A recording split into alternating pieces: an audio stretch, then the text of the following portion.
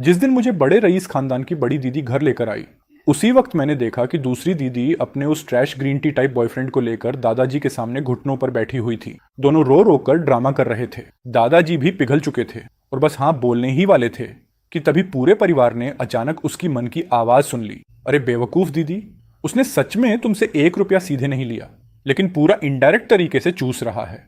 उसे कुछ खरीदना होता है तो तुरंत कोई सैड स्टेटस डाल देता है और तुम जैसी भोली लड़की फिर फंस जाती हो। हर बार कोई ना कोई बहाना बनाकर तुम खुद ही उसके लिए गिफ्ट्स लेकर पहुंच जाती हो। दूसरी दीदी हर चीज में परफेक्ट है, बस पैदा होते वक्त आईक्यू में रिचार्ज करवाना भूल गई थी। दीदी उसे अपना सच्चा प्यार समझती है, लेकिन उसकी नजरों में दीदी बस एक सब्स्टिट्यूट है, एक एटीएम मशीन। जिस दिन उसका असली प्यार वापस आएगा, सबसे पहले बलि चढ़ने वाली दीदी ही होगी। दूसरी दीदी अंदर तक हिल गई। क्या मतलब बलि चढ़ा दी जाएगी? क्या मतलब सब्स्टिट्यूट? दादाजी भी शॉक्ड थे। ये क्या मामला है? क्या ये बच्चे की इनर वॉइस है? उन्होंने चुपके से सबके रिएक्शंस देखने शुरू किए और तभी उनकी नजर अपनी सबसे काबिल पोती बड़ी दीदी पर पड़ी। दोनों दादा पोती की अंडरस्टैंडिंग कमाल की थी। बड़ी दीदी बिना एक्सप्रेशन बदले हल्का सा सिर हिलाकर इशारा कर गई। साफ था कि वो भी वही सोच चुकी थी। दोनों ने फिलहाल चुप रहकर सिचुएशन देखने का फैसला किया। उधर लड़के को कुछ समझ ही नहीं आया कि कुछ मिनटों में माहौल कितना बदल चुका है। उसने देखा कि दूसरी दीदी बार बार उसे देख रही है, लेकिन उसने ध्यान नहीं दिया। उसे लगा शायद नया लड़का देखकर क्यूरियोसिटी हो रही होगी, लेकिन उसके मन में दूसरी दीदी के लिए पूरी सिंपैथी चल रही थी। असल में वो लड़का और उसकी असली गर्लफ्रेंड दोनों मिलकर गेम खेल रहे थे। इस बार वो दूसरी दीदी के पास सिर्फ इसलिए आया था क्योंकि उसका अपनी गर्लफ्रेंड से झगड़ा हुआ था। वो दूसरी दीदी को इस्तेमाल करके उसे जेलस करना चाहता था। साथ में उसे फ्री इमोशनल सपोर्ट भी मिल रहा था। ऊपर से दीदी खूबसूरत भी थी और पैसे वाली भी। जिस दिन दोनों पैचअप कर लेंगे, सबसे पहले लात मारकर बाहर फेंकी जाने वाली दीदी ही होगी। बड़ी दीदी ये सुनकर ऑलमोस्ट कंट्रोल खो बैठी। उसने गहरी सांस ली। अगर सिर्फ पैसे का नुकसान होता तो वो मैटर नहीं करता था। उसने कई बाचान का हाथ पकड़कर दादाजी के सामने कहा, जो भी हो, बाचान ने कभी मेरी जान बचाई थी। अगर वो नहीं होता तो आज मैं भी नहीं होती। दादाजी, क्या ये किसी भी चीज से ज्यादा इंपॉर्टेंट नहीं है? दादाजी ने तिरस्कार से होंठ सिकोड़ दिए। होश में आ जाओ, पुराने जमाने खत्म हो चुके हैं। अब कोई जान बचाने के बदले शादीवाड़ी नहीं करता। वो अब भी और ताना मारते, उससे पहले ही फिर वही बेधड़क इनर वॉइस गूंज उठी। सही कहा। वैसे इस काइबा चांद ने दूसरी दीदी की जान बचाई कब थी? दादाजी जो उठने वाले थे तुरंत रुक गए। बूढ़ा लोमड़ी जैसा चालाक आदमी तुरंत क्लू पकड़ चुका था। उन्होंने कैजुअली पूछा, तुम उस कॉलेज वाले शिपरेक एक्सीडेंट की बात कर रहे हो, जब वो सुनसान आइलैंड पर फंस गई थी? दूसरी दीदी भले प्यार में अंधी थी, लेकिन अब उसे भी लग गया कि दादाजी कुछ कैलकुलेट कर रहे हैं। हाँ, वही समुद्र वाला हादसा। लड़का तुरंत अपने दिमाग में मेमोरीज खंगालने लगा। अचानक उसे कुछ याद आया। ओह माय गॉड, दूसरी दीदी तो बहुत बुरी तरह फंसी हुई है। दूसरी दीदी मन ही मन सोचने लगी, अब मैं कहां फंस गई? जल्दी बताना। शायद दूसरी दीदी को अभी तक नहीं पता, उस शिप क्रैक में असल में किबाचान ने उन्हें किनारे नहीं पहुंचाया था। उस वक्त तो वो खुद अपनी जान बचाने में लगा हुआ था। दीदी को किनारे तक एक डॉल्फिन ने धक्का देकर पहुंचाया था। दूसरी दीदी को जैसे जोरदार बिजली का झटका लगा। फिर भी, लेकिन काइबा चांद ने सच में पूरे 1 दिन और 1 रात मेरी देखभाल की थी। उसने मेरे ऊपर घास की चादर भी डाली थी ताकि मुझे ठंड ना लगे। लेकिन तभी उसकी इनर वॉइस ने सीधा क्रिटिकल हिट मार दिया। देखभाल? ये तो बड़ा एग्जैजरेशन है। वो घास की चादर इसलिए नहीं डाली थी कि दीदी को गर्मी मिले, बल्कि इसीलिए कि अगर दीदी मर जाए तो बॉडी सड़कर बदबू ना करे। असल में उस पूरे दिन रात दीदी अपनी किस्मत से खुद बची रही। काइबा चांद तो बस तब वहां से गुजरा जब दीदी होश में आई ही थी। उसने मौका देखकर खुद को लाइफ सेवर बता दिया और दूसरी दीदी ने बिना सोचे उस पर पूरा भरोसा कर लिया। उसे अपना सच्चा प्यार समझ लिया और मुट्ठी भर भर के पैसे लुटाने लगी। अगर सच में एहसान चुकाना था तो ओशन प्रोटेक्शन एसोसिएशन को डोनेशन देना चाहिए था। पूरा माहौल अचानक सन्नाटे में डूब गया। काइबा चांद को समझ नहीं आया कि चेन परिवार का एटीट्यूड अचानक क्यों बदल गया, लेकिन उसके लिए तो ये अच्छी बात ही थी। उसने मुस्कुराकर कहा, देखा ना, तुम्हारे परिवार को हमारे रिलेशनशिप से कोई प्रॉब्लम नहीं है। ये तो बहुत अच्छी बात है। दूसरी दीदी अचानक बोली, अभी मुझे उस साल समुद्र में गिरने वाला हादसा याद आया। मुझे ऐसा लग रहा है जैसे मैंने सच में डॉल्फिन की परछाई देखी थी। बाचान, तुम्हें इसके बारे में कुछ याद है? उसका सवाल इतना अचानक था कि काइबा चांद तैयार ही नहीं था। उसका दिल एक पल में जोर जोर से धड़कने लगा। ये अचानक सब कैसे याद करने लगी? उसने खुद को संभालते हुए कहा, तुम्हें गलतफहमी हुई है, मुझे कुछ याद नहीं। वो शांत बनने की कोशिश कर रहा था, लेकिन उसकी घबराहट सब कुछ बता चुकी थी। दूसरी दीदी ने उसे गहराई से देखा। उसकी आवाज अचानक बर्फ जैसी ठंडी हो गई। काइबा चांद, तुम झूठ क्यों बोल रहे हो? जैसे ही अभी ये बात हुई, मुझे सब याद आ गया। उस पूरे दिन और रात में अकेली बीच पर पड़ी थी। तुमने मुझे कभी नहीं बचाया। काइबा चांद मन ही मन गाली दे बैठा। हे भगवान, दूसरी दीदी को अचानक दिमाग कैसे आ गया? और तभी लड़के की इनर वॉइस जोर से चीख उठी। ये सुनते ही दूसरी दीदी का चेहरा लगभग पूरी तरह टूट गया। कीबा-चन आधे दिन तक एक शब्द भी नहीं बोल पाया और वही उसकी सबसे बड़ी कन्फेशन बन गई। दूसरी दीदी के दिल में बची आखिरी उम्मीद भी टूटकर बिखर गई। उसने निराश होकर हाथ हिलाया। तुम जाओ, आज के बाद हम दोनों का कोई रिश्ता नहीं और कभी मुझे ढूंढने मत आना। काइबा-चान का चेहरा शर्म से लाल हो गया। उसने कभी सपने में भी नहीं सोचा था कि उसका झूठ ऐसे अचानक एक्सपोज हो जाएगा। चेन परिवार की मतलब भरी निगाहों को सहना उसके बस से बाहर हो गया। इस बार उसका मेंटेलिटी सच में टूट चुका था। वो घबराकर वहां से भाग गया। दूसरी दीदी उसका जाता हुआ पीछे का साया देखती रही, फिर चुपचाप सिर झुका लिया। वो सच में बहुत उदास लग रही थी। अब उदास मत होना, उसे फिर वही दिलासा देती इनर वॉइस सुनाई दी। पता नहीं क्यों इस बार उसका दिल थोड़ा पिघल गया और उसने लड़के की तरफ देखा। क्या ये वही छोटा भाई है जिसे अभी अभी घर लाया गया? हालांकि अभी कुछ देर पहले उसी ने उसके दिल में चाकू घोंपा था। लेकिन लोग कहते हैं ना, चाहे 99 बार फेल हो जाओ, 100वीं बार फिर उठकर कोशिश करनी चाहिए। छोड़ो, इसे तो पकड़कर टांग दो और अच्छी तरह पीटो। दादाजी ने तुरंत आंखें कसकर बंद कर लीं। अबे चुप भी हो जा। उनके होंठ बेकाबू होकर फड़कने लगे। दूसरी दीदी गुस्से में लगभग बेहोश होने वाली थी। दादाजी ने खांसी की। आखिर वो उनकी दूसरी पोती थी। अगर सच में गुस्से से मर गई तो इस बूढ़े शरीर को फिर क्लीन अप करना पड़ेगा। तुम ही चेन फैन हो ना? इधर आओ। अचानक नाम लेकर बुलाए जाने पर उसे आखिर याद आया कि वो यहाँ फैमिली रिकॉग्नाइज करवाने आया है। वो तुरंत भाग कर आया। जी दादाजी। नमस्ते दादाजी। दादाजी ने गंभीरता से सिर हिलाया। चेन इंगजन इतने सालों से बिजनेस वर्ल्ड में तूफान मचाने वाला आदमी था, कम बोलने वाला और रूथलेस इंसान। लेकिन बुढ़ापे में अचानक एक पोता निकल आया। अब उसे खुद समझ नहीं आ रहा था कि उसके साथ कैसे बिहेव करे। हालांकि पहले से करवाई गई इन्वेस्टिगेशन के हिसाब से एक बात तो क्लियर थी, सबसे पहले लड़के को पैसे की कमी नहीं होनी चाहिए, वरना भविष्य में सिर्फ कुछ पैसों के लिए उसे झुकना पड़ सकता है। ये सोचकर दादाजी ने अपनी छड़ी ठकठकाई। उन्हें घुमा फिराकर बात करना पसंद नहीं था, इसलिए सीधा मुद्दे पर आ गए। पहली बात, घर वापस आने पर तुम्हारा स्वागत है। दूसरी बात, अब जब तुम चैन परिवार में लौट आए हो तो तुम्हें कुछ रूल्स फॉलो करने होंगे। Rule number 1। उसे अचानक लगा जैसे वो घर नहीं बल्कि फिर से स्कूल आ गया हो। दादाजी कहीं सेलिब्रिटी नहीं, टीचर तो नहीं थे, या फिर सारे लीडर्स ऐसे ही भाषण देते हैं। अगर आगे जाकर बाहर काम करना पड़ा तो कहीं मीटिंग में ही सो ना जाऊं। कितना बोरिंग है। दादाजी ने यह सुनते ही आलस भरी नजर उससे मिलाई। लड़का बाहर से सीधा साधा बैठा था, इसलिए उन्हें कुछ शक नहीं हुआ। वो मुंह में रूल्स बड़बड़ाते रहे, लेकिन उन्हें क्या पता था कि इंसान जब बहुत फ्री हो जाता है तो कैसी कैसी फालतू बातें सोचता है। जैसे अभी लड़का दादाजी को ऊपर से नीचे तक स्कैन कर रहा था। धीरे धीरे उसकी नजर दादाजी के बाईं हाथ के निशान पर जाकर रुकी। कुछ लोग बुढ़ापे में बहुत रिस्पेक्टेबल लगते हैं, लेकिन जवानी में वही लोग प्यार के लिए जान देने वाले वॉरियर हुआ करते थे। ये सुनते ही बड़ी और दूसरी दीदी, जो दादाजी के एंडलेस लेक्चर से बचने के लिए स्टेल्थ मोड में निकलने वाली थी, अचानक फ्रीज हो गई। लड़का अब भी बिना कुछ नोटिस किए फोन स्क्रॉल कर रहा था। दादाजी गांव से थे। दादी उनकी बचपन की चाइल्डहुड स्वीटहार्ट थी। दोनों साथ बड़े हुए थे। एक बार दादी के बर्थडे पर वो खेत में धान काट रही थी। दादाजी को पता चला तो उन्होंने रोमांटिक बनने के लिए बहुत सारे फूल तोड़े और उन्हें देने चले गए। चलो पहले तुम्हें 50 लाख पॉकेट मनी दे देता हूँ, इसे वेलकम गिफ्ट समझो, जो मन करे उस पर खर्च करना। दादाजी अचानक ऊंची आवाज में बोले। इतनी बड़ी रकम सुनते ही लड़के की पूरी बॉडी जैसे रुपए के निशान में बदल गई। दादाजी, आप सिर्फ मेरे असली दादाजी नहीं, आप तो मेरे भगवान हो। दादाजी बाहर से पहाड़ जैसे शांत दिख रहे थे, लेकिन अंदर से पसीना छूट चुका था। बस थोड़ा सा, सिर्फ थोड़ा सा, और ये लड़का अभी उनका पूरा लव हिस्ट्री खोल देता। थोड़ी दूर खड़ी बड़ी और दूसरी दीदी ये देखकर अंदर से टूट गई। आगे क्या हुआ, जल्दी बोलना। बिना फेस दिखाए यूट्यूब से 1 लाख प्लस रुपए महीना कमाना चाहते हो? मैंने जो कुछ सीखा और अप्लाई किया सब इस ई बुक में स्टेप बाय स्टेप शेयर किया है। लिंक डिस्क्रिप्शन और पिन कमेंट में है। क्या सिर्फ 50 लाख से चुप हो गया? ऐसे बिहेव कर रहा है जैसे हमने कभी पैसे दिए ही ना हो। इतने थोड़े पैसों में ही दिल हिल गया। सच में बहुत वीक है। इसे बाहर दुनिया दिखानी पड़ेगी। दादाजी ने सक्सेसफुली 50 लाख देकर उसकी इनर वॉइस को वहीं क्रेडल में दबा दिया। अब उन्होंने तय किया कि लड़के को हमेशा किसी काम में बिजी रखना पड़ेगा, वरना खाली बैठकर वो फिर उनकी पुरानी लव स्टोरीज खोदने लगेगा। सच कहें तो दादाजी खुद बहुत क्यूरियस थे।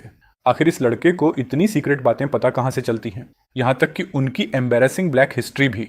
इस लड़के का मुंह, सच में इसे प्यार भी करूं या पीटूं भी समझ नहीं आता। फिलहाल उन्होंने ये बात साइड में रख दी। बड़ों से मिली गाइड के हिसाब से उन्होंने अपने छोटे नोटबुक में बाकायदा बच्चों को संभालने का मैनुअल लिखा हुआ था। उस मैनुअल के रूल नंबर 2 के मुताबिक जब बच्चे के पास पैसा आ जाए तो उसे हर तरह की खूबसूरत लड़कियां दिखानी चाहिए, अपर क्लास से लेकर नॉर्मल तक सब, ताकि भविष्य में किसी गली मोहल्ले की चालाक लड़की उसे बेवकूफ बनाकर ना ले जाए। और आज उसके लिए परफेक्ट मौका था। दादाजी ने अपनी सबसे भरोसेमंद पोती बड़ी दीदी की तरफ देखा।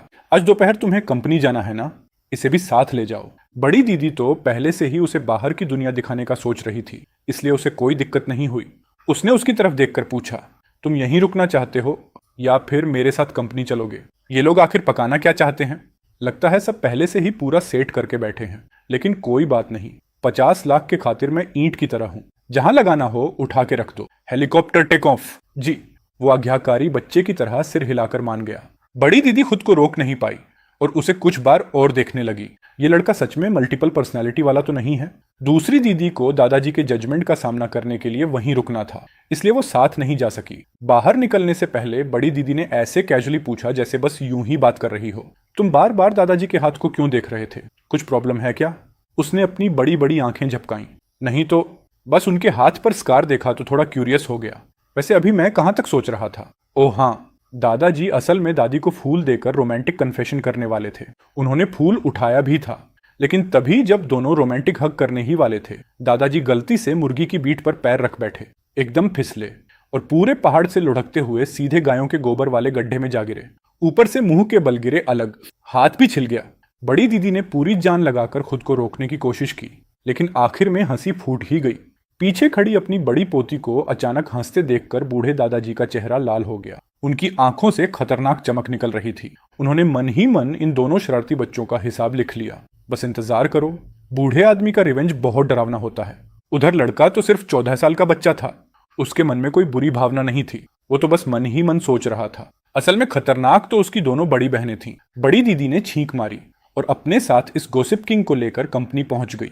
उसे लगा अगर वो ज्यादा देर चुप रहा तो माहौल ऑकवर्ड हो जाएगा, इसलिए उसने क्यूरियोसिटी से पूछा, दीदी आपकी कंपनी कैसी है? बड़ी दीदी ने कैजुअल अंदाज में जवाब दिया, बस ठीक ठाक है। स्केल बहुत बड़ा नहीं है, इनकम भी बस ठीक है, लेकिन फ्यूचर में अगर तुम गर्लफ्रेंड ढूंढो तो कम से कम हमारी कंपनी जितने लेवल वाली लड़की ढूंढना। कंडीशंस ज्यादा टफ नहीं है। गाड़ी कंपनी बिल्डिंग के नीचे जाकर रुकी। उसने गर्दन पीछे मोड़ी, इतनी मोड़ी कि लग रहा था अभी टूट जाएगी। फिर भी बिल्डिंग की छत दिखाई नहीं दी।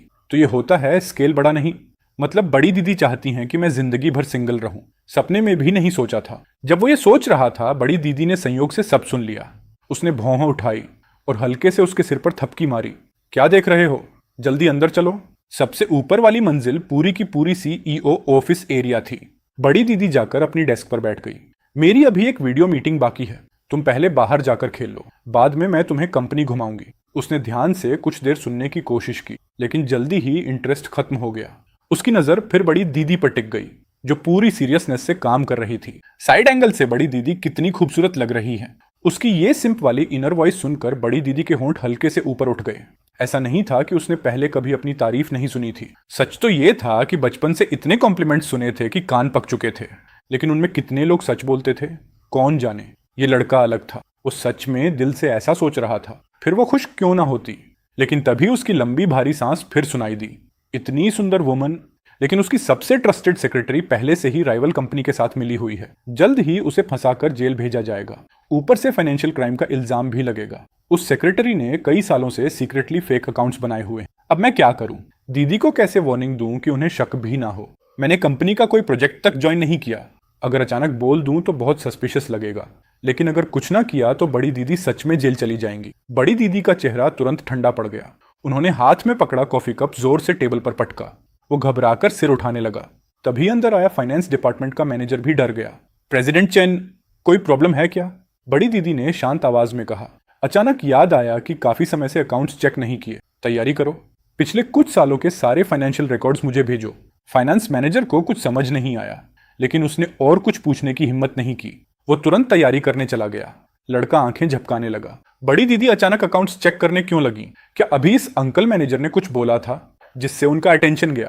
पूरे साल के अकाउंट्स बहुत ज्यादा थे। सारा कैश फ्लो कलेक्ट और ऑर्गेनाइज करने में कम से कम अगले दिन तक का समय लगना ही था। उस बीच बड़ी दीदी उठी और उसे हाथ से बुलाया। चलो, मैं तुम्हें कंपनी घुमाती हूँ और रास्ते में उन 3 सेक्रेटरीज को भी देख लेते हैं, पता तो चले कौन मुझे फंसाने की सोच रहा है। लेकिन दोनों जैसे ही एलिवेटर के पास पहुंचे, सामने से एक आदमी आता दिखा। उसने परफेक्टली फिटिंग नीला सूट पहना हुआ था। चेहरे पर आधा चालाक और आधा मासूम एक्सप्रेशन था। पूरा वाइब ऐसा जैसे कोई नया कॉलेज ग्रेजुएट सोसाइटी में कदम रख रहा हो। अभी पूरी तरह मैच्योर नहीं हुआ, लेकिन बड़ा बनने की एक्टिंग कर रहा हो। वो डॉक्यूमेंट्स देने आया था। जैसे ही उसने बड़ी दीदी को देखा, वो तुरंत सीधा होकर खड़ा हो गया। Hello president chain. बड़ी दीदी ने हल्का सा सिर हिलाया। डॉक्यूमेंट्स मेरी डेस्क पर रख दो। ये कौन है? कुछ जाना पहचाना सा लग रहा है। जैसे ही बड़ी दीदी ने उसकी फैमिलियर इनर वॉइस सुनी, वो मुड़कर देखने लगी। उन्होंने देखा कि वो बिना पलक झपकाए जोली को घूर रहा था। उनकी भौहें अनजाने में सिकुड़ गईं। जोली एक अनाथ था जिसे दादाजी की चैरिटी सपोर्ट करती थी। यहां तक कि जब बड़ी दीदी ने यूनिवर्सिटी ज्वाइन की और चेन ग्रुप संभाल लिया, तब भी उन्होंने उसकी मदद बंद नहीं की। कुछ साल पहले तो उसे विदेश पढ़ने भी भेजा था। फिर पिछले साल ग्रेजुएशन के बाद उसे वापस बुलाकर अपने ट्रस्टेड एड की तरह ट्रेन किया। क्या वही मुझे धोखा देगा? नहीं, ऐसा नहीं हो सकता। सिर्फ 1 मिनट के अंदर बड़ी दीदी के दिमाग में काउंटलेस कॉन्स्पिरेसी थ्योरीज घूम गईं, लेकिन बाहर से वो बिल्कुल काम रही। उन्होंने परिचय करवाया। ये जोली है, मेरा सेक्रेटरी। और ये मेरा छोटा भाई चेन फैन। जोली थोड़ा सावधानी से बोला, हेलो यंग मास्टर। उसने भी बड़े कॉन्फिडेंस से जवाब दिया। जोली मन ही मन सोचने लगा, वाकई रिच फैमिली का यंग मास्टर है। लेकिन उसे क्या पता था कि उसका नाम सुनते ही लड़के के दिमाग में 10,000 घोड़े दौड़ पड़े थे। जोली, वही फ्यूचर वाला ऑफिस एलीट जो बड़ी दीदी के जेल से निकलने के बाद भी पूरी लॉयल्टी से उनके साथ रहा, जो उनके लिए जान देने तक को तैयार था, जो रिवेंज लेने के लिए उनका सबसे भरोसेमंद आदमी बन गया था। लेकिन अभी ये इतना बिखरा हुआ क्यों दिख रहा है? ये ट्रांसफॉर्मेशन क्या है? क्या ये कोरिया जाकर प्लास्टिक सर्जरी करवाकर आया था? बड़ी दीदी ये सुनकर कुछ पल के लिए स्टंट रह गईं। उन्होंने कभी जेल नहीं काटी थी, लेकिन अगर भाई की बात सच निकली तो वो कल्पना कर सकती थी कि जेल से निकलने के बाद उनकी हालत कितनी मिसेरेबल रही होगी। और ऐसी हालत में भी जोली उनका साथ नहीं छोड़ता। लेकिन अफसोस, जोली का अंत अच्छा नहीं था। बड़ी दीदी को जेल में पुरानी बीमारी फिर से हो गई थी। रिवेंज बीच रास्ते में ही रुक गया। जोली तो पहले से ही अकेला इंसान था। इतने तूफानों के बाद आखिर में उसने एक्सेलरेटर पूरा दबा दिया और सीधे मेन कल्प्रिट को साथ लेकर मर गया। Mutual destruction. बड़ी दीदी ने जोली के चेहरे पर बची हुई वो हल्की सी यूथफुल इनोसेंस देखी। उनकी आंखें अनजाने में नरम पड़ गईं। चेन परिवार कभी किसी लॉयल इंसान के साथ बुरा नहीं करेगा।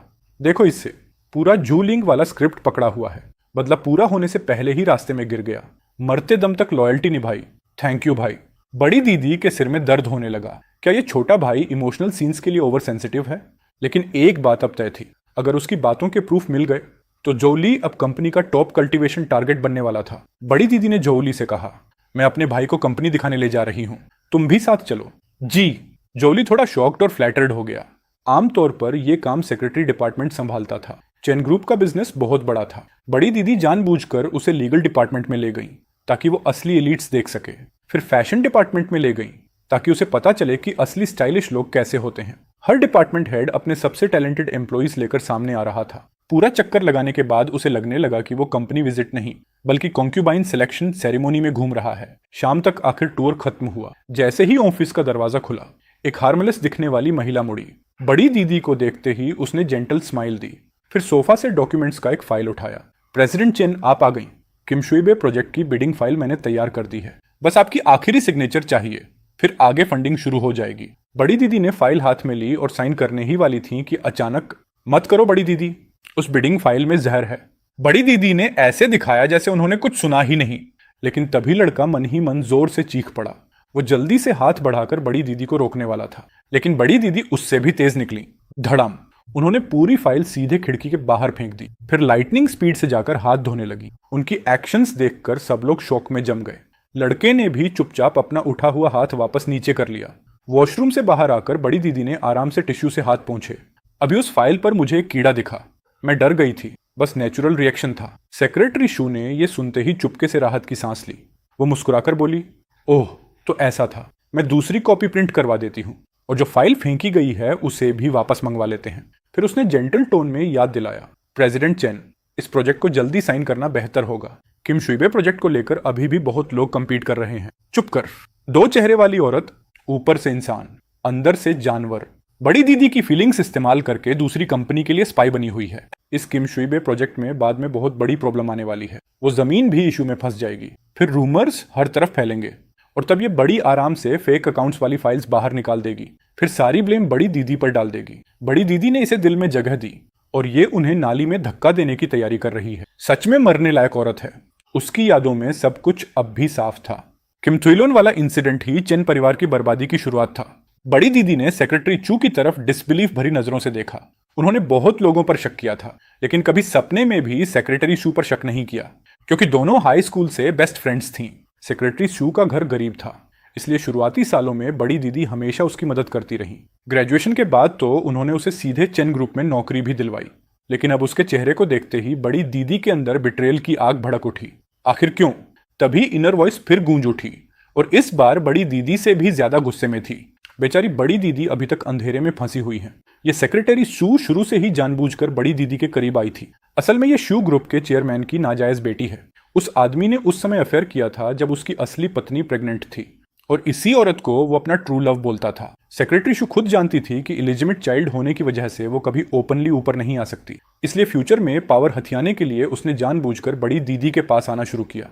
ओह हाँ, याद आया, ये सेक्रेटरी चू वही लड़की है जिसके पीछे काइबा चान पागलों की तरह घूम रहा था। पता नहीं दोनों का पैचअप हुआ या नहीं। काइबा चान का नाम सुनते ही बड़ी दीदी की आंखें ठंडी पड़ गईं। तो उस आदमी का भी इसमें हाथ है। उधर लड़के के थॉट्स चलते रहे, शायद दोनों का फिर से मेल हो गया होगा। काइबा चान सेक्रेटरी चू के लिए काफी बड़ा हेल्पर था। भले दूसरी दीदी ने उसे छोड़ दिया हो, लेकिन उसके हाथ में अभी भी सेक्रेटरी चू की कमजोरी थी। पहले काइबा चान दूसरी दीदी के साथ कंपनी आया करता था और सेक्रेटरी चू की डॉक्यूमेंट्स में मदद भी करता था। दोनों बेसिकली एक ही रस्सी से बंधे टिड्डे हैं, या तो दोनों बचेंगे या दोनों मरेंगे। बड़ी दीदी मन ही मन ठंडी हंसी हंसी। थोड़ी देर में झोली को इन्वेस्टिगेशन करने भेजती हूँ। सेक्रेटरी चू को जरा भी अंदाजा नहीं था कि इतने कम समय में उसकी पूरी असलियत नंगी हो चुकी है। वो नई प्रिंट हुई बिडिंग फाइल लेकर वापस आई। उसके चेहरे की स्माइल किसी मास्क की तरह चिपकी हुई थी। प्रेसिडेंट चेन, अब आप साइन कर सकती हैं। बड़ी दीदी ने फाइल की तरफ देखा। जल्दी नहीं है। वो आराम से अपनी सीट पर बैठ गई। सेक्रेटरी शू तुरंत बेचैन हो गई। लेकिन प्रेसिडेंट चेन, इस प्रोजेक्ट के पीछे बहुत लोग पड़े हैं और इसका फ्यूचर भी बहुत ब्राइट है। अगर सिर्फ कुछ मिनट की देरी में कोई दूसरा इसे ले गया तो? सेक्रेटरी शू अंदर से पैनिक होने लगी। ये वही योजना थी जिसे वो कई सालों से तैयार कर रही थी। सब कुछ सेट था, बस शुरुआत बाकी थी। लेकिन पहला कदम ही बिगड़ गया। उसे समझ ही नहीं आया। मैं तो बस थोड़ी देर के लिए फाइल प्रिंट करने गई थी। अभी कुछ देर पहले तक बड़ी दीदी खुशी खुशी साइन करने वाली थी। अचानक माइंड कैसे बदल गया। बड़ी दीदी ने जोली के लाए कॉफी का घूंट लिया, फिर आराम से बोली, अगर कोई चीज छिन जाए तो समझ लो वो हमारी किस्मत में थी ही नहीं। जो डेस्टिनी में होता है वो खुद मिल जाता है, जो नहीं होता उसे फोर्स नहीं करना चाहिए। सेक्रेटरी शू ने भारी चेहरा बनाकर कहा, लेकिन मैंने पार्टनर्स से बात कर ली है। आज दोपहर अप्रूवल फाइल सबमिट होनी थी। अगर नहीं किया तो ये कॉन्ट्रैक्ट वायलेशन माना जाएगा। चैन ग्रुप की रेपुटेशन पर भी असर पड़ेगा। बड़ी दीदी ने कप नीचे रखा। वो तो आसान है, पार्टनर साइड को बोल देना कि काम के बीच पता चला बॉयफ्रेंड चीटिंग कर रहा है, तो चीटिंग पकड़ने चली गई थी। लड़का मन ही मन हंसी रोक नहीं पा रहा था। पिछले जन्म में बड़ी दीदी शायद पांडा रही होंगी। इतनी ब्लैक बेलीड कैसे हो सकती हैं? सेक्रेटरी शू के होंठ फड़क गए। प्रेसिडेंट चैन, मजाक मत कीजिए, उधर वाले सच में जल्दी में हैं। बड़ी दीदी ने अचानक ठंडी आवाज में पूछा, लिटिल शू, हमें एक दूसरे को जानते कितना समय हो गया? सेक्रेटरी शू इस अचानक मूव से डर गई। उसकी आंखें हल्का सा बचने लगीं। लगभग 10 साल। हाँ, पूरे 10 साल। बड़ी दीदी शीशे की खिड़की की तरफ देखने लगी, जैसे कोई पुरानी बात याद कर रही हो। 10 साल बहुत लंबा समय होता है, इतना कि इंसान पूरी तरह बदल जाए। लेकिन हो सकता है मैं कभी किसी को सच में समझ ही ना पाई। सेक्रेटरी शू का दिल धक से रह गया। ये क्या मतलब था? उसने चुपके से बड़ी दीदी को ऑब्जर्व किया, लेकिन सामने वाली हमेशा की तरह काम थी। पूरे शरीर से वही कोल्ड ब्लडेड बिजनेस क्वीन वाली ओरा निकल रही थी। बड़ी दीदी ने शांत आवाज में कहा, प्रोजेक्ट की जल्दी नहीं है। किम शुई बे की बिडिंग मैं बाद में डिसाइड करूंगी। मेरे पास अभी कुछ और काम है। वैसे भी बिडिंग परसों है ना, अभी टाइम है। जी। President chain. सेक्रेटरी चू अंदर से पूरी तरह उलझ चुकी थी, लेकिन गिल्ट की वजह से वो और ज्यादा प्रेशर डालने की हिम्मत नहीं कर पाई। उसके जाते हुए पीछे को देखते हुए बड़ी दीदी की आंखें गहरी हो गईं। अगर कल इन्वेस्टिगेशन में सच में सेक्रेटरी शू की फेक अकाउंट्स वाली बात निकल आई तो बड़ी दीदी उसे कभी चैन से जीने नहीं देंगी। हाँ, वो उसे जेल नहीं भेजेंगी, क्योंकि उनके हिसाब से जेल के बाहर ऐसी जिंदगी जीना जहां इंसान मर भी ना सके और जी भी ना सके, वही असली सजा होती है। उस रात विला की तीसरी मंजिल के आखिर में बने स्टडी रूम में बड़ी दीदी ने दादाजी को कंपनी में आज जो कुछ हुआ था सब डिटेल में बताया। उसी वक्त फाइनेंस डिपार्टमेंट का मैनेजर भी रात भर जागकर पिछले सालों के अकाउंट्स लेकर पहुंचा।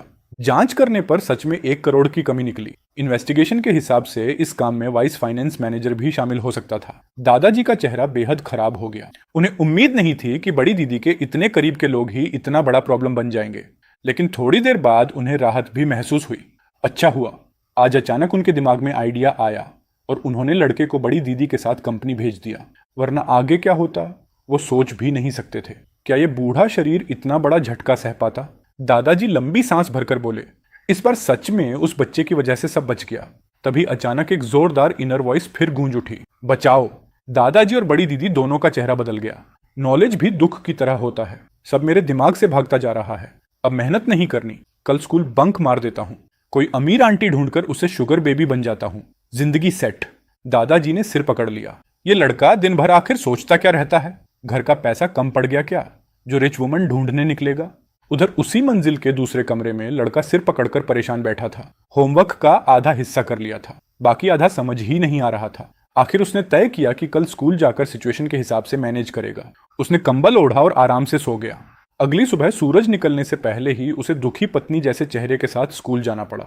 ये बोरिंग जिंदगी तो पहले से ही मर्डर प्लान कर रही है। वो मुंह फुलाकर बन मुंह में ठूंस रहा था। बस कर शिकायतें।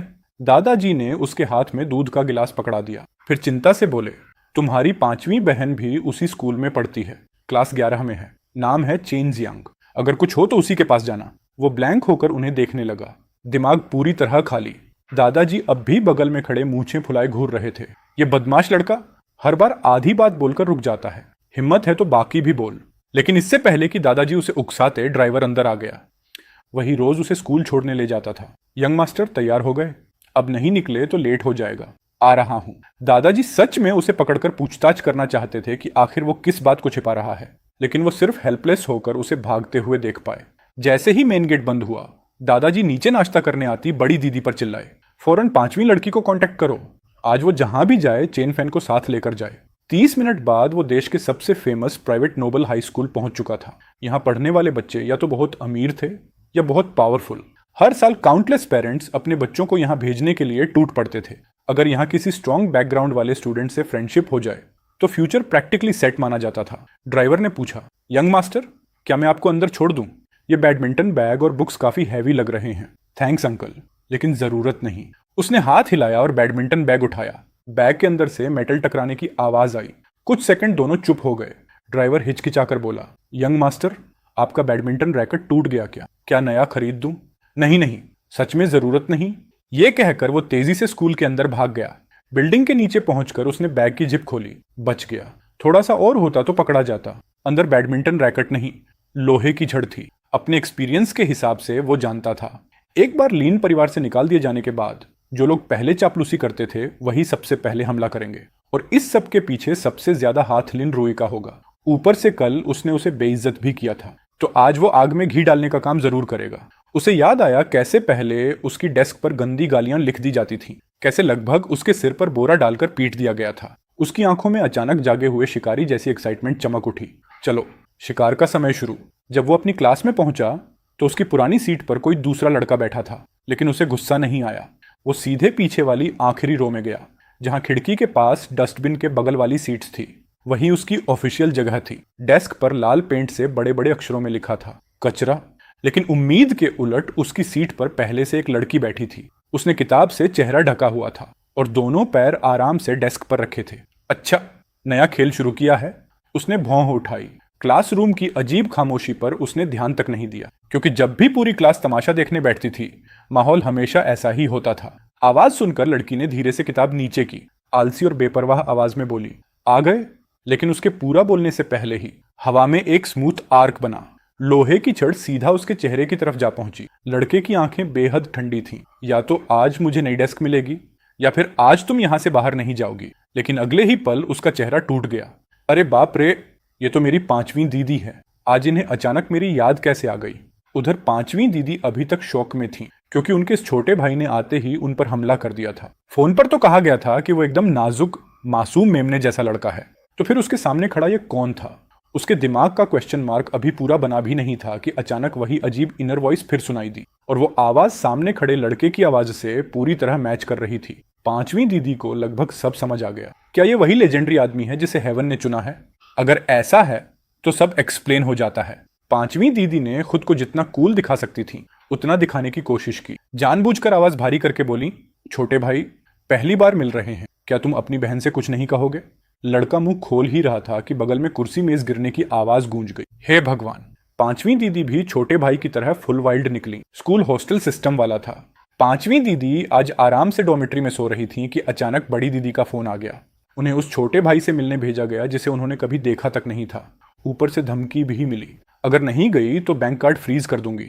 इसलिए पांचवी दीदी को इविल कैपिटलिज्म के आगे झुकना पड़ा। वो बस फॉर्मेलिटीज निभाकर लौटना चाहती थी, लेकिन जैसे ही क्लास में पहुंची उन्होंने उसकी डेस्क पर बड़े बड़े अक्षरों में कचरा लिखा देखा। फिर उन्होंने बाकी स्टूडेंट्स की बेहुदा गॉसिप भी सुन ली। बस वहीं उनका गुस्सा फट पड़ा। चंद परिवार के लोग अभी इतने नीचे नहीं गिरे कि बाहर वाले उन्हें यूं बुली करें। पांचवी दीदी निंगदे हाई स्कूल की फेमस ट्रबल मेकर थी। ऊपर से सबको पता था कि उनका बैकग्राउंड भी बहुत पावरफुल है। मतलब वो ऐसी इंसान थी जिससे कोई पंगा नहीं लेना चाहता था। उन्होंने ठंडी नजरों से पूरी क्लास को देखा। ये डेस्क किसने किया? जिसने लिखा है सामने आओ। कुछ सेकंड पहले तक शोर मचाती क्लास अचानक शांत हो गई। सभी स्टूडेंट्स उन्हें कंफ्यूजन से देख रहे थे।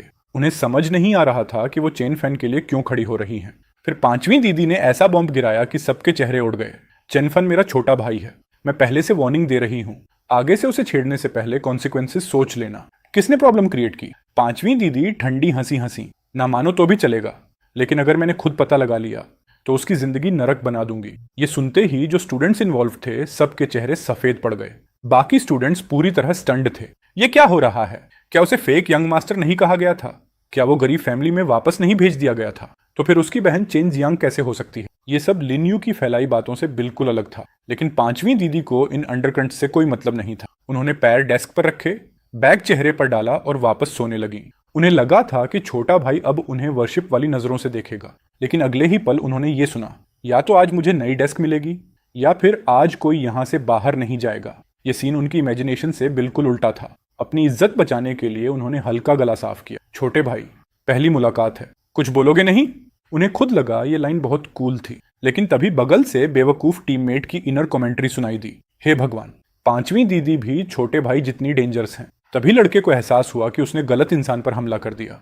उसने तुरंत आयरन रॉड वापस खींच ली, फिर ओबीडियंट स्माइल देकर दोनों हाथों से रॉड आगे बढ़ाई। हेलो पांचवी दीदी, पहली मुलाकात पर यह आयरन रॉड गिफ्ट है, प्लीज एक्सेप्ट कर लीजिए। पांचवी दीदी ने कैजुअली रॉड उठाकर बगल वाले बेवकूफ स्टूडेंट की तरफ फेंक दी। फिर बोली, जो भी तुम्हें बुली करता है सबका नाम बता। अगर दीदी ने बोल दिया है तो अब शर्माने की जरूरत नहीं। ठीक है, तो मैं शुरू करता हूं। लड़का आगे बढ़ा, सीधे सामने बैठे लड़के की डेस्क पर हाथ पटका। जनगमान, हर कोई बॉर्न एक्टर नहीं होता, और जंगमान की एक्टिंग स्किल साफ कमजोर थी। उसकी आंखों में तुरंत गिल्ट दिख गया। फैन गे, मुझे क्यों ढूंढ रहे हो? लड़के ने उसके साथ एक्टिंग करने की कोशिश भी नहीं की, सीधे मुद्दे पर आया। मेरी डेस्क पर जो लिखा है वो तुमने किया ना? जहांगमान ऐसा इंसान था जो हमेशा ताकतवर लोगों के साथ खड़ा होता था, वीक लोगों को दबाता, स्ट्रांग लोगों की चापलूसी करता। उसके लिए गरीब होना ही सबसे बड़ा क्राइम था। क्लास के सारे रिच और पावरफुल स्टूडेंट्स की उसने पहले ही बटरिंग कर रखी थी, पहले चेन फैन की भी। लेकिन चेन फैन ने कभी ऐसे लोगों को इंपॉर्टेंस नहीं दी। इसी वजह से वो उससे मन ही मन जलता था। इसलिए जैसे ही उसे पता चला कि चेन फैन मुश्किल में है, वो तुरंत लिन्यू को खुश करने के लिए उसे बली करने लगा। लेकिन मैं तो अभी थोड़ी देर पहले ही क्लास में आया हूं। जहांगमान अब भी मना कर रहा था।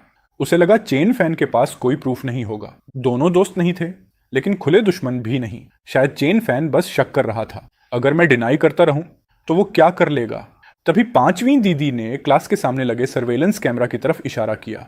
उन्होंने बांहें मोड़ी और दबाव भरी नजरों से जंगमन की तरफ देखा। क्लास में इतना बड़ा कैमरा लगा है, क्या हमें फुटेज निकलवानी पड़ेगी? पांचवी दीदी की बात सुनते ही जांगमान का चेहरा सफेद पड़ गया।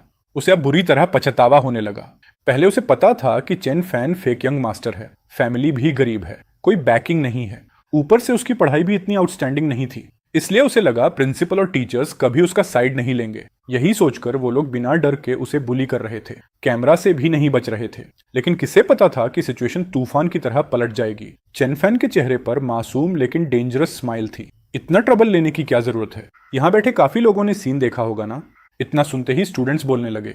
या हाँ, मैंने देखा था। सुबह सुबह जांगमान पेंट की बाल्टी लेकर आया था। उसने ब्रश से डेस्क पर लिखा था। हर एक्यूजेशन सीधे जांगमान पर गिर रही थी। नहीं, ऐसा नहीं है। मैं तो शुरू में उसे बुली भी नहीं करना चाहता था। ये सब फेंक चेन और चुवेई ने उकसाया था। अचानक नाम सुनते ही वो दोनों भी उछल पड़े। बकवास मत कर। जब पता चला था कि चेन फैन गरीब हो गया है, सबसे पहले बदला लेने को कौन एक्साइटेड था? हम इतने सालों से क्लासमेट्स हैं, मेरा इससे कोई लेना देना नहीं। प्लान तुम दोनों ने बनाया था। मैं तो सोच रहा था कि उसके आने पर उसे बचा लूंगा। कुत्ते जैसी बकवास बंद कर।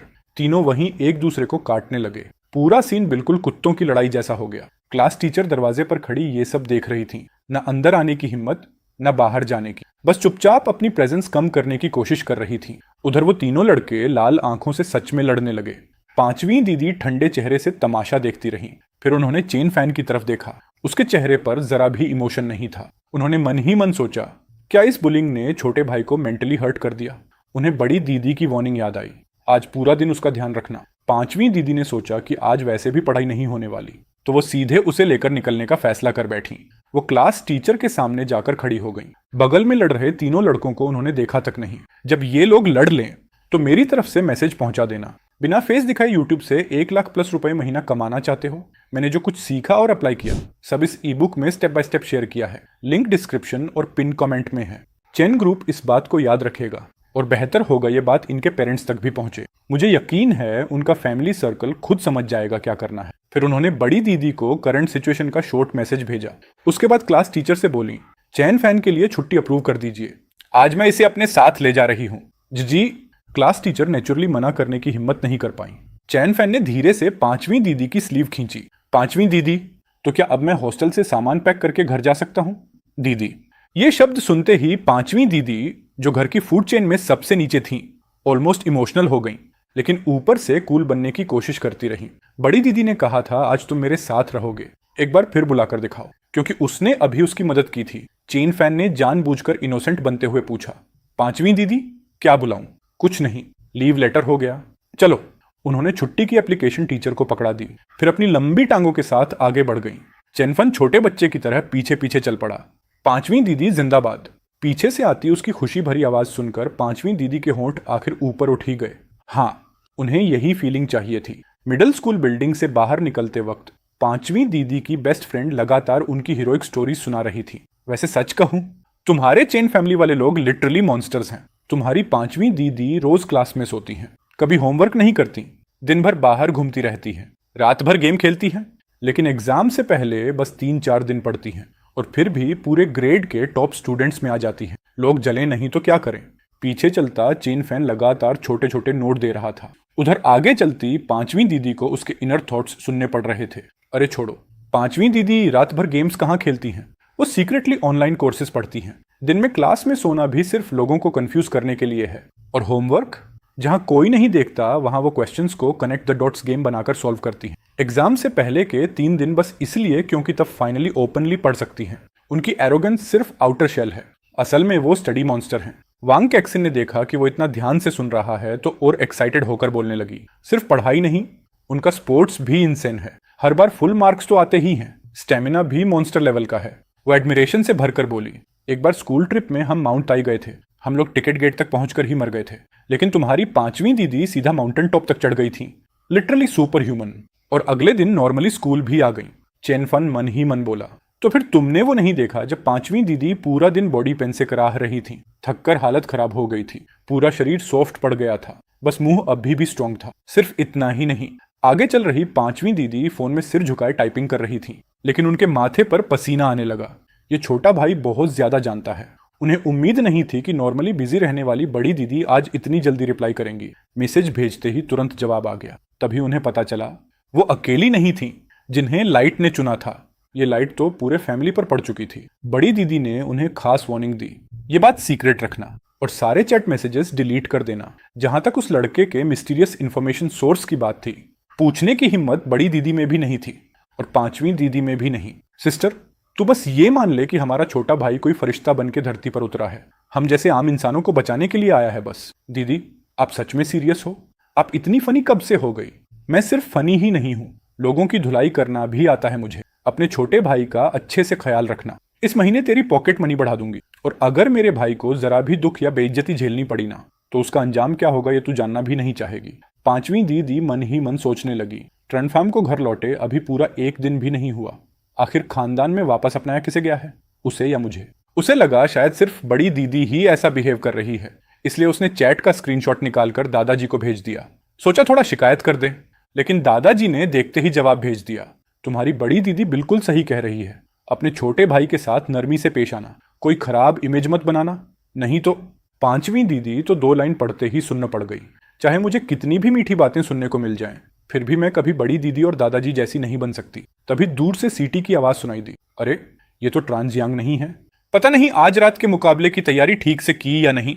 बोलने का तरीका ऊपर से बड़ा सभ्य था, लेकिन अंदर छुपा ताना और मजाक साफ महसूस हो रहा था। ये आवाज सुनते ही पांचवी दीदी और वोंग खाहान दोनों का चेहरा उतर गया। पीछे मुड़कर देखा तो एक लड़की खड़ी थी जिसने चमकीले सुनहरे बाल रंग रखे थे। उसके बालों से लेकर पैर तक बस एक ही चीज झलक रही थी, घमंड और बदतमीज एटीट्यूड। ट्रंग्यांग, कुछ दिन नहीं मिले और तू इतनी परेशान करने वाली कैसे हो गई? अब बच्चों की आया बनने लगी क्या? किससे बच्चा संभालना बोल रही है तू? पांचवी दीदी गुस्से में जवाब देने ही वाली थी कि पीछे से ताने से भरी आवाज आई। ये किस घर का पागल कुत्ता खुला घूम रहा है? इतना घमंड! क्या एनिमल प्रोटेक्शन एसोसिएशन इसका सपोर्ट कर रही है? पांचवी दीदी सीधा हंस पड़ी। उसकी नजर लू न्हुयेन पर जा टिकी। उसके सिर के चमकीले पीले बाल सच में बहुत अजीब और भड़कीले लग रहे थे। लू न्हुयेन ने आदतन हाथ उठाकर अपने बाल छुए, फिर उसका चेहरा काला पड़ गया, शर्म और गुस्से से। तू कौन है बे? ये मेरा छोटा भाई है। पांचवी दीदी तुरंत उसके सामने आकर खड़ी हो गई और चेतावनी दी, जुबान संभाल के बात कर। वैसे लू न्हुयेन की पांचवी दीदी से कभी नहीं बनती थी, लेकिन वो इतनी भी नीचे नहीं गिरी थी कि किसी बच्चे को तंग करे।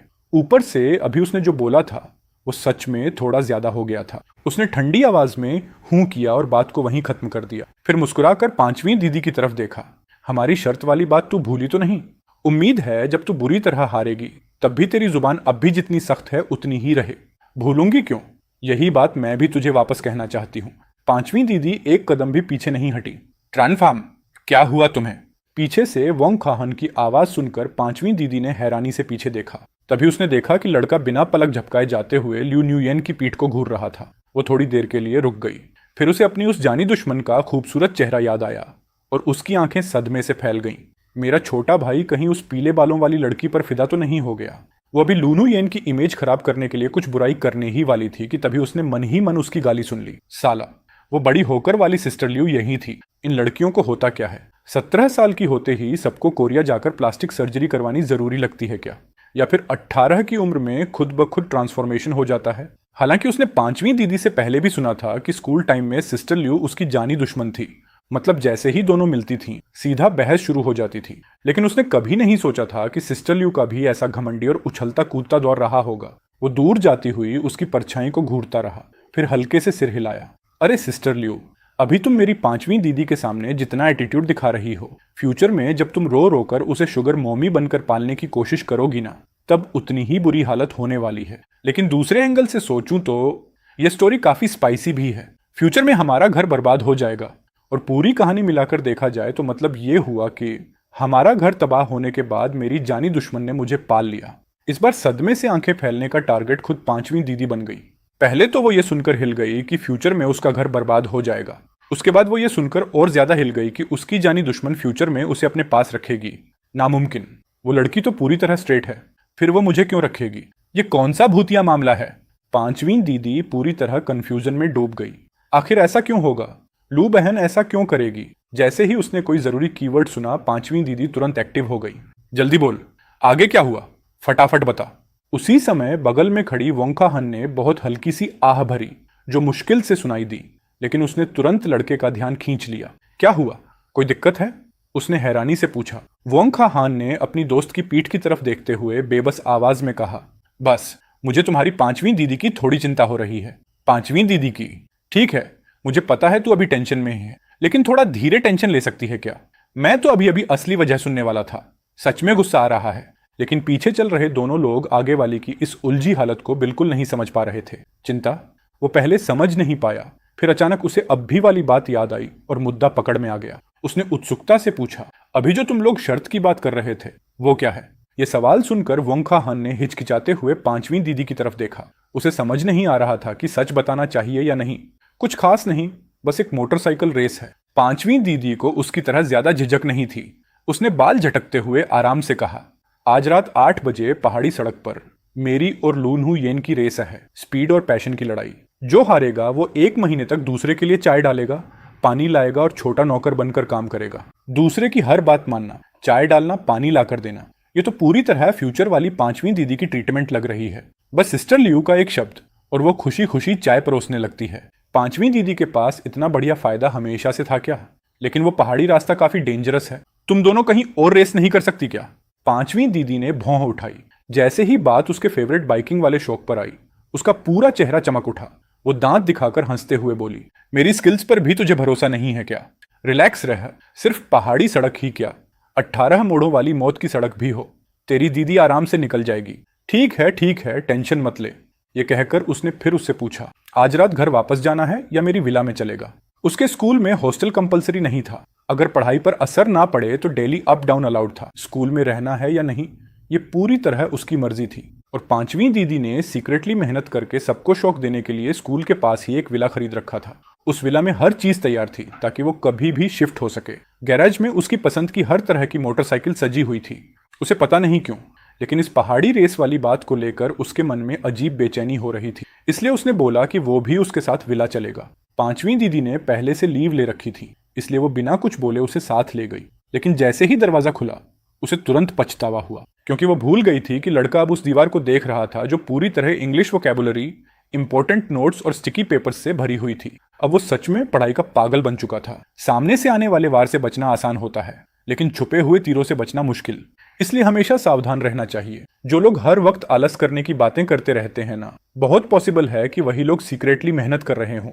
अगर तू उनकी बातों पर भरोसा कर ले तो तू गया काम से। पांचवी दीदी के दिमाग में अभी भी बड़ी दीदी और दादाजी की धमकियां और लालच घूम रहे थे। हर तरह से उसे एक अच्छी बहन वाली इमेज बनाए रखने को बोला गया था। हाँ, तुझे भी अपनी दीदी से मेहनत करने की स्पिरिट सीखनी चाहिए। इस वक्त वो दोनों हाथ पीछे बांधकर आराम से टाइम टेबल के सामने टहल रहा था। उसका ये अंदाज बिल्कुल उन बूढ़ों जैसा लग रहा था जो सुबह सुबह पार्क में पिंजरे में चिड़ियां लेकर घूमते हैं। पांचवी दीदी को बार बार मन कर रहा था कि उसके हाथ में एक वॉकिंग स्टिक भी पकड़ा दे। उसके होंठ फड़क उठे। बचपन से लेकर अब तक उसे लड़कों के साथ ज्यादा रहने का एक्सपीरियंस नहीं था। उसने सोचा, हम दोनों भी स्टूडेंट ही हैं, क्यों ना साथ बैठकर सवाल सॉल्व करें। जितना सोचती गई उतना आइडिया परफेक्ट लगने लगा। बहन अपने छोटे भाई को पढ़ा रही है, क्या लविंग और पीसफुल सीन होगा। लेकिन उधर लड़का टाइम टेबल के सामने खड़ा होता गया और उसका चेहरा ज्यादा सीरियस होता गया। उसे बिल्कुल अंदाजा नहीं था कि उस पर कैसी आफत टूटने वाली है। उसने फोन निकाला। आज 18 नवंबर 2023 है। पांचवी दीदी की पहाड़ी रेस याद आ गया। आज ही वो दिन है जब मोटरसाइकिल का टायर फटने की वजह से पांचवी दीदी बुरी तरह घायल होगी। उसके दोनों पैर बेकार हो जाएंगे। उसके बाद वो सिर्फ थोड़ा बहुत चल पाएगी, कभी दोबारा हैवी एक्सरसाइज नहीं कर पाएगी और उसे पूरे 2 साल तक रिहैब रूम में पड़े रहना पड़ेगा। दोनों पैर बेकार। बस इतना सुनते ही पांचवी दीदी डर के मारे एक कदम पीछे हट गई। उसके कुछ ही शब्दों ने उसकी सारी सॉफ्टनेस तोड़कर रख दी। लेकिन ये पॉसिबल नहीं है। पांचवी दीदी को तुरंत लूप होल समझ आ गया। उसकी सारी मोटरसाइकिलें टॉप लेवल इक्विपमेंट से बनी थी। कंकड़ वाली सड़क पर भी चलाओ तो टायर नहीं फट सकता था। क्या किसी ने रास्ते में कीलें बिखेरी थीं? लेकिन वो भी गलत लगता है। अगर ऐसा होता तो एक्सीडेंट सिर्फ मेरा नहीं होता। और हर रेस से पहले मैं खुद बाइक चेक करती हूँ। फिर प्रॉब्लम कैसे हो सकती है? पांचवी दीदी की बाइक में किसी ने छोटा एक्सप्लोसिव डिवाइस लगा दिया था। ये सुनते ही उसकी आंखें सिकुड़ गईं। उसे बेहतर कोई नहीं जानता था कि तेज रफ्तार में चलती बाइक का टायर ब्लास्ट हो जाए तो नतीजा कितना टेरिफाइंग होता है। वो खुद कॉन्स्पिरेसी थ्योरीज सोचने लगी। कहीं वो कमीनी लून हुई तो नहीं, लेकिन वो इतनी खतरनाक भी नहीं लगती। उसे बिल्कुल पता नहीं था कि उसके पीछे खड़ी पांचवी दीदी का मूड उसके हर थॉट के साथ ऊपर नीचे हो रहा था। वैसे वो हरामी था कौन जिसने बॉम्ब लगाया था? थोड़ा याद नहीं आ रहा। उसका दिमाग इतनी तेजी से काम कर रहा था कि जैसे स्मोक निकलने वाली हो। लगता है कोई bankrupt second generation rich kid था, कुछ हद तक लूनहू येन के ड्रिंकिंग ग्रुप का दोस्त। अपने घर को बचाने के लिए उसने पांचवी दीदी और लूनहू येन की रेस पर इल्लीगल बैटिंग लगाई थी। उसने बाकी रिच किड्स और प्लेबॉय लड़कों को भी बैटिंग में खींच लिया। वो खुद बुकमेकर बना हुआ था। उसने अपने घर के बचे हुए सारे पैसे लूनहू येन पर बेट कर दिए थे। पता नहीं कैसे, लेकिन उसे पांचवी दीदी के विल्ला का एड्रेस मिल गया और वो गराज में घुस गया। और वहीं उसने उसकी बाइक के टायर में बॉम्ब फिट कर दिया। ऊपर से पांचवी दीदी के चेहरे पर अब भी स्माइल थी, लेकिन असल में वो अंदर ही अंदर अपने दांत पीस रही थी। सीरियसली, ऐसी भी घटिया हरकत हो सकती है? ये जुआरी कमीने सच में मरने लायक हैं। सिर्फ इल्लीगल गैम्बलिंग डेन चलाने का क्राइम ही काफी है उस नामहीन हरामी को अंदर सड़ाने के लिए। उस हरामी को उसके किए की पूरी सजा मिलनी चाहिए। पुलिस बुलानी पड़ेगी। पांचवी दीदी चुपचाप अपने दिमाग में प्लान बनाने लगी। जब पुलिस उस कमीने को पकड़ेगी ना, तब मैं खुद जाकर ल्यूनू येन का मजाक उड़ाऊंगी। पूछूंगी उससे कि आखिर वो किस तरह के भूत प्रेत जैसे लोगों के साथ घूमती है। और इसी घटना की वजह से जब लूनहू येन को बाद में पूरा सच पता चला, तब से वो हमेशा पांचवी दीदी के एक्सीडेंट को लेकर गिल्टी फील करती रही। यहां तक कि बाद में जब हमारा परिवार बर्बाद हो गया, तब भी वो पांचवी दीदी को छोड़कर नहीं गई। उसने तो यहां तक बोल दिया था कि वो पांचवी दीदी को खुद पाल सकती है। आखिर पांचवी दीदी की ये हालत भी उसी बैटिंग रेस की वजह से हुई थी जो शुरू में उसी ने निकाली थी। अगर वो रेस ना होती तो शायद ये सब कभी नहीं होता। बस अफसोस ये है कि 5वीं दीदी के 100 किलो शरीर में से 99 किलो तो रिबेलियन भरा पड़ा है। कुछ भी हो जाए, वो कभी मानती ही नहीं थी कि कोई उसे पाल पोस कर रखे। सच में थोड़ा दुखद है। ये छोटा भाई फिर कैसी अजीबोगरीब बातें सोचने लगा। 5वीं दीदी ने मन ही मन होंठ भींचे। चलो, उस लूनू येन में अभी भी थोड़ी इंसानियत बची है, इसी वजह से इस बार उसे छोड़ देती हूँ, उसका मजाक नहीं उड़ाऊंगी। ऐसा सोचते ही वो खुद अपनी ही महानता से इंप्रेस हो गई। दुनिया में मेरे जैसी दयालु और ब्रॉड माइंडेड इंसान आखिर हो भी कैसे सकती है। उधर अचानक लड़के के दिमाग में एक आइडिया आया। वो मुड़कर 5वीं दीदी की तरफ चमकती स्माइल के साथ बोला, 5वीं दीदी, क्या आप मुझे अपनी मोटरसाइकिल दिखा सकती हो? मैंने आज तक कभी बाइक नहीं देखी, थोड़ा देखना चाहता हूँ। लेकिन अंदर ही अंदर वो सोच रहा था, सपने देख। ये बात मैं सीधे 5वीं दीदी को नहीं बता सकता, मुझे खुद ही एक्शन लेना पड़ेगा। पहले गराज का पूरा लेआउट समझ लेता हूँ, फिर कैजुअली पूछूंगा कि आज रात वो कौन सी बाइक लेकर रेस करेगी। साथ में टायर के स्पेक्स भी पूछ लूंगा। 5वीं दीदी देखने में ऐसी लगती है जो छोटे बच्चों को आसानी से खुला छोड़ देती होगी। फिर मैं कोई बहाना मारकर क्वाइटली निकल जाऊंगा। सबसे पहले मेडिकल स्टोर जाकर स्ट्रॉन्ग स्लीपिंग पिल्स खरीदूंगा, फिर उसी मॉडल के नए टायर्स खरीद लूंगा। जब 5वीं दीदी गहरी नींद में होगी तब क्वाइटली टायर्स बदल दूंगा। अपने दिमाग में पूरा प्लान बनाकर वो खुद अपनी सीक्रेट मेहनत से शॉक्ड हो गया। कमाल है, मेरा प्लान तो परफेक्ट है, बस एक प्रॉब्लम है, मैंने जिंदगी में कभी मोटरसाइकिल रिपेयर नहीं की। लेकिन कोई बात नहीं, हर चीज पहली बार होती है। साइकिल तो ठीक की है पहले, प्रिंसिपल शायद सेम ही होगा। 5वीं दीदी मन ही मन चिल्लाई, अरे बेवकूफ, दोनों चीजों में जमीन आसमान का फर्क है। लेकिन उसे ऐसा देखकर उसने मना नहीं किया। ऑफ कोर्स दिखाऊंगी, लेकिन थोड़ा वेट करना। वो जल्दी से एक कमरे में घुस गई। फोन पर थोड़ी देर बात करने के बाद जब बाहर आई तो उसके हाथ में बड़ा सा टूल बॉक्स था। 5वीं दीदी मुस्कुराते हुए बोली, छोटे भाई, क्या तू अपनी दीदी को बाइक खोलते हुए देखना चाहता है? तेरे लिए तेरी 5वीं दीदी पूरी बाइक खोलकर फिर से असेंबल भी कर देगी। पार्ट से लेकर टायर्स तक सब डिटेल में दिखाऊंगी। ये खुशी इतनी अचानक आई कि लड़का कुछ पल के लिए स्टंड रह गया। उसे एहसास हुआ कि उसका पुराना प्लान अब पूरा कैंसिल किया जा सकता है। इतनी मेहनत करने की जरूरत नहीं है क्या? बिल्कुल नहीं। 5वीं दीदी ने फोन हिलाते हुए हंसकर कहा, मैंने मैन्युफैक्चरर को ऑलरेडी कॉल कर दिया है, एकदम नए टॉप लेवल पार्ट्स अभी आते ही होंगे, फिर तुझे लाइव डेमो दूंगी। दीदी, आपका प्यार बहुत भारी पड़ रहा है, तू बस साइड में खड़े होकर देख, खुद को मत थकाना। 5वीं दीदी ने खुद ही सब करने का फैसला किया। 1 घंटे से भी कम वक्त में चमचमाते नए पार्ट्स पहुंच गए। उसके एक हाथ में टूल बॉक्स था, दूसरे हाथ में नए टायर्स। दोनों साथ में विला के बगल वाले गराज में पहुंचे। जैसे ही शटर खुला, अंदर एक से बढ़कर एक कूल मोटरसाइकिल्स की लाइन दिखाई दी। लाल, हरी, नीली, पीली, गुलाबी, काली, हर तरह की शानदार बाइक्स वहां खड़ी थीं। आखिर में 5वीं दीदी एक चमकदार लाल मोटरसाइकिल के सामने रुक गई। उसने हाथ हिलाकर उसे बुलाया, इधर आ, आज रात मैं यही बाइक लेकर जाऊंगी। वो पास जाकर देखने लगा। स्मूथ बॉडी, शानदार कर्व्स, कितनी कूल है। ऑफ कोर्स, ये मेरी सबसे फेवरेट मास्टरपीस है। जैसे ही 5वीं दीदी मोटरसाइकिल की बात करने लगी, उसका पूरा चेहरा चमक उठा। शुरुआत में वो सिर्फ बेसिक स्ट्रक्चर समझाने वाली थी। आखिर उसका मेन पर्पस तो टायर बदलना ही था। लेकिन जब उसने देखा कि लड़का उसे सीक्रेटली जज नहीं कर रहा, बल्कि बहुत ध्यान से सुन रहा है, तो वो और एक्साइटेड हो गई। उसने उसे पास खींच लिया और एक एक पार्ट का इंट्रोडक्शन देने लगी। आखिर जब आखिरी टायर बदलने की बारी आई, तब जाकर उसकी बातें रुकी। उसने उससे कुछ छुपाया नहीं, पुराना टायर उसके सामने ही निकाला, फिर उसे साइड में रखकर छोटे नाइफ से अंदर की लेयर काट दी। उसे मोटरसाइकिल्स की ज्यादा नॉलेज नहीं थी, इसलिए उसे लगा ये नॉर्मल प्रोसेस है। लेकिन अगले ही पल दोनों एकदम सीरियस हो गए। जब 5वीं दीदी के ग्लव्स पहने हाथ को टायर के अंदर कोई गोल चीज महसूस हुई, उसकी आंखें अचानक सिकुड़ गईं। सिर्फ किसी की इनर वॉइस सुनना एक बात थी, लेकिन जब वो सच में, तो उसका डर बिल्कुल अलग होता है। इस वक्त उसे लड़के के मुंह से सुना अपना फ्यूचर याद आ गया। दोनों पैर बेकार। बस ये सोचते ही उसके पूरे शरीर में बर्फ जैसी ठंडक